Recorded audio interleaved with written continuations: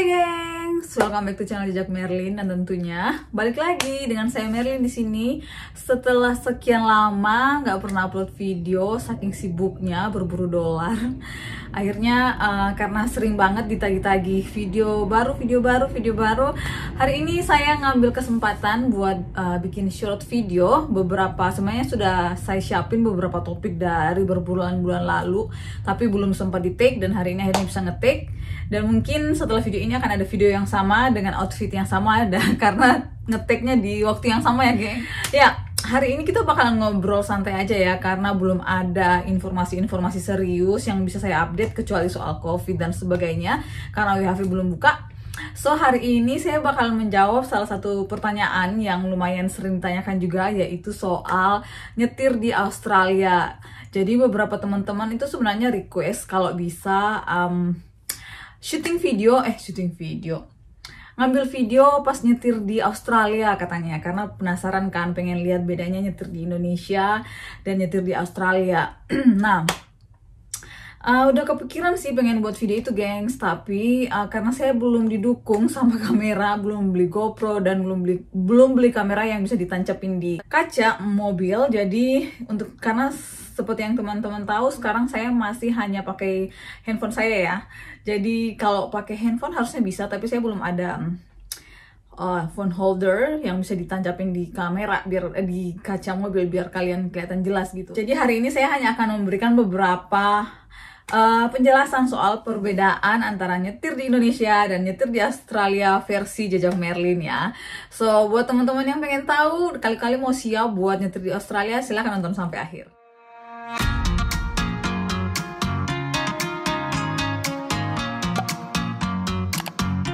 Oke, yang pertama mulai dari soal belajar mobil dulu ya. Kalau di Indonesia kita kan bebas aja ya. Kalau mau belajar mobil tuh tinggal bayar orang untuk ngajarin kita nyetir. Tinggal bayar mereka, terus lo bisa langsung duduk di seat penyetir. Nah, kalau di Australia nggak bisa seperti itu gengs. Kalau di Australia kalian nggak bisa yang langsung minta temen untuk ngajarin, langsung duduk dan belajar nyetir mobil. Di Australia itu ada aturannya bahwa untuk orang yang mau belajar menyetir mobil harus punya SIM. Nah kan, bingung kan? Gimana bisa punya SIM kalau nggak tahu nyetir? Ya, kalau di Australia ada namanya L-license. Kalau teman-teman belum tahu, lengkapnya ada di video ini. Waktu itu sudah saya sempat jelasin perjalanan saya dari L-license sampai bisa open license sekarang. Silahkan nonton. Ya, jadi untuk bisa belajar nyetir di Australia, teman-teman harus punya L-license. Nah, cara dapatnya ini, kalau teman-teman melakukan secara online seperti saya, jadi teman-teman harus baca dulu semua materi soal road rule di Australia, atau di setiap tempat kalian bakalan nyetir. Lalu setelah itu bakalan ada tes teori, kalau nggak salah sekitar 30 pertanyaan ya, 20 apa 30 pertanyaan gitu. Nah, kalau teman-teman lulus tes teori ini, baru teman-teman boleh apply L-license. Dan untuk apply L-license ini, teman-teman harus ke office-nya untuk minta dibuatin learner license. Nah, kalau teman-teman sudah punya learner license, baru boleh belajar nyetir di Australia.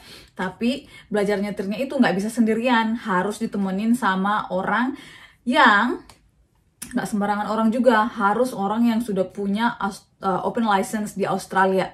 Jadi kalau teman-teman sama WHV, terus teman WHV-nya udah jago nyetir nih, tapi punya SIM-nya SIM internasional, tetap nggak bisa ya gengs. Kalau misalnya sampai ketahuan polisi nggak sesuai aturan, mungkin bakalan bisa kena fine ya. Jadi itu perbedaannya, yang tentunya saja kalau di Indonesia lebih gampang ya gengs. Makanya sebaiknya kalau teman-teman sebelum nyampe di Australia, belajar Indonesia dulu. Dan harganya lebih murah rah. Di sini kalau kalian bayar profesional itu harganya sekitar 600.000 sejam. Sementara di Indonesia waktu itu saya kayaknya bayarnya 1 juta buat 5 jam deh kalau nggak salah. Beda jauh lah pokoknya harganya. Oke, itu yang pertama. Lalu yang kedua, kalau di Indonesia kadang-kadang ya kita nyetir, apalagi kalau di kampung-kampung gitu nggak pakai seat belt ya. Mungkin kalau di kota-kota besar udah agak strict ya, jadi pakai seat belt. Tapi biasanya sih penumpang nggak pakai seat belt kan. Kalau misalnya di Australia, kalian wajib memastikan bahwa kalian pakai seat belt, dan semua orang yang ada di atas mobil kalian pakai seat belt. Karena kalau ada satu orang pun yang nggak pakai seat belt, kalian bisa kena fine, dan fine itu gede. Jadi make sure kalau kalian ngasih tebengan ke teman, cekin satu-satu pakai seatbelt nggak, biar kalian nggak sampai bayar fine. Karena di sini memang benar-benar ketat ya soal aturan, gengs, demi keselamatan seperti itu. Lalu yang ketiga adalah soal kalau di persimpangan atau di lampu merah. Ini yang bikin saya lumayan rada was-was dan agak bingung ya pas mulai nyetir di sini, karena aturannya tuh rada rumit, gengs. Jadi biasanya kan kalau kita di Indonesia tuh kalau lampu merah atau lampu hijau ya jalan aja gitu kan. Nah, di sini tuh di persimpangan ada kadang-kadang yang lampunya hijau, tapi kalian harus giveaway sama mobil lain atau giveaway sama pejalan kaki terutama, seperti itu. Jadi nggak bisa yang langsung merhatiin lampu merah doang hijau terus langsung ngegas, itu nggak bisa. Kalian harus melihat aturannya. Oh, ini ada pedestrian crossing nggak, harus ngasih giveaway ke orang yang pejalan kaki dulu nggak, baru bisa jalan. Atau misalnya harus giveaway ke mobil yang lain dulu nggak, seperti itu. Jadi contohnya nih ya, semoga nggak bingung ya. Jadi misalnya nih ada di perempatan kan nih, ada aku nih di sini, posisi di sini dan pengen belok kanan gitu ya. Terus dari mobil sana tuh ada yang mau belok kiri, which is kita ketemuan kan, sama-sama mau ke arah sono. Nah, kalau kalian di arah di sebelah sini, kalian tuh nggak bisa yang langsung tancap gas. Kalian harus giveaway dulu sama mobil di depan kalian untuk belok kiri, karena itu lainnya mereka. Jadi mereka jadi prioritas. Kalau semuanya udah beres di sana, baru kalian boleh masuk. Nah, itu kadang-kadang agak bikin nervous karena kan lampu merahnya nggak lama ya.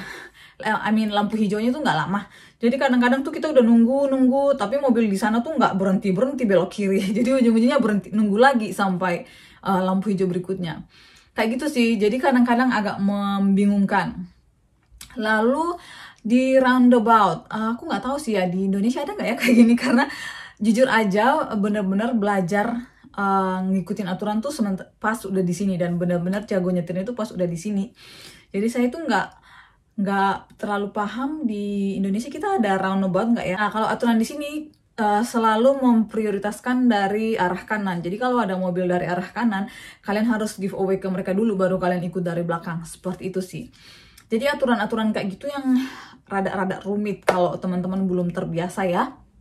Lalu yang keempat, sudah saya mention sedikit ya di video sebelumnya, yaitu soal pejalan kaki.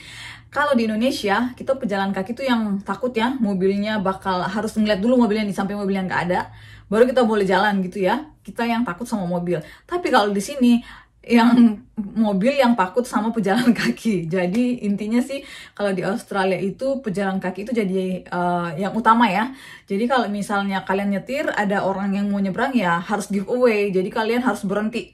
Itu sudah otomatis lah. Sampai dulu pas saya masih yang pejalan kaki suka, kan kalau di Indonesia kebiasaan gitu ya, ngasih mobil duluan yang lewat, setelah mobilnya lewat baru nge-crossing. Nah, itu kebiasaan itu saya bawa ke sini. Pas sampai di sini malah dimarahin sama si driver karena dia udah giveaway, aku berhenti, dia berhenti, gak ada yang jalan-jalan. Mau jalan dia jalan juga kayak gitu.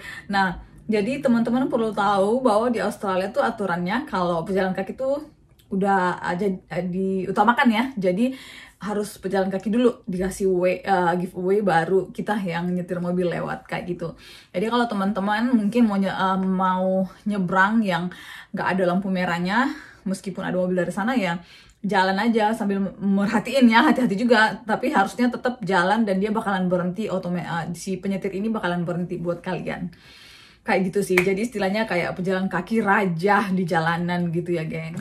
Lalu yang kelima, dan ini yang teman-teman wajib banget perhatiin kalau teman-teman nyetir biar nggak kehilangan duit, yaitu wajib mengikuti speed limit. Jadi di Indonesia sih ada ya speed limit, tapi maksudnya kadang-kadang kan kita nggak terlalu ngikutin ya, nggak terlalu ngikutin rule itu. Nah, kalau di sini tuh wajib banget, kalau dibilangnya 60 km per jam ya harus 60 km per jam. Lewat dari itu nanti bisa kena fine. Kalau nggak salah plus minus 10% gitu ya, gengs. Jadi kalau teman-teman nggak mau kehilangan 1 jutaan ke atas, mulai dari 1 juta ke atas, dan nggak mau kehilangan poin, maka usahakan selalu driving sesuai dengan speed limit yang ada. Ya 1-2 km kurang dari itu boleh lah. Karena ya itu kalau teman-teman sampai lebih dari speed limit, kalian bakalan kena fine. Dan juga jangan pernah menerobos lampu merah. Karena kalau di sini, kalau di Indonesia itu kan agak semrawut ya kita ya gengs ya. Pokoknya nggak giveaway lah, siapa yang duluan, siapa yang berani maju duluan itulah yang dapat jalan. Kalau lu yang takut-takut nggak bakalan dikasih jalan sama orang sampai ada yang murah hati. Kalau di sini tuh nggak bisa, aturannya tuh jelas banget. Harus giveaway ke siapa, harus siapa duluan yang jalan, aturannya itu pasti udah plug dan harus diikutin. Nah, kalau di lampu merah ini make sure kalian nggak pernah melanggar lampu merah karena dendanya itu sekitar 300-an. Dan lampu merah di Australia itu hampir semuanya itu adalah CCTV-nya. Jadi perlu hati-hati ya kalau misalnya nyetir di Australia. Sayang banget kalau misalnya sekali melanggar kena fine 3 juta kan lumayan. Itu gaji berapa hari gitu kan, gengs. Lalu yang keenam, dan mungkin ini yang terakhir karena ini aja yang bisa saya pikirkan untuk saat ini, yaitu di Australia itu sering banget ada polisi yang tes alkohol dan drugs. Nah, kalau di Indonesia kan jarang-jarang ya. Paling sweeping gitu kan, sweeping, dan jarang sih dites drugs, alkohol ya. Kalau di Australia itu sering banget. Jadi kalau pastikan kalau teman-teman menyetir tuh nggak habis minum, dan minumnya banyak, nggak sedang dalam habis mengkonsumsi alkohol, apalagi drugs, karena itu bakalan kena fine dan poinnya bakalan dikurangin. Seperti itu, gengs. Itu aja sih yang mungkin rada beda ya sama di Indonesia. Mungkin teman-teman yang ada di Australia atau yang punya ide yang lain soal perbedaan nyetir di Indonesia dan Australia, ada mau tambahin, silahkan tambahin di komen ya. Oke, thank you for watching dan sampai ketemu di next video. Setelah ini saya bikin next video ya. Bye bye.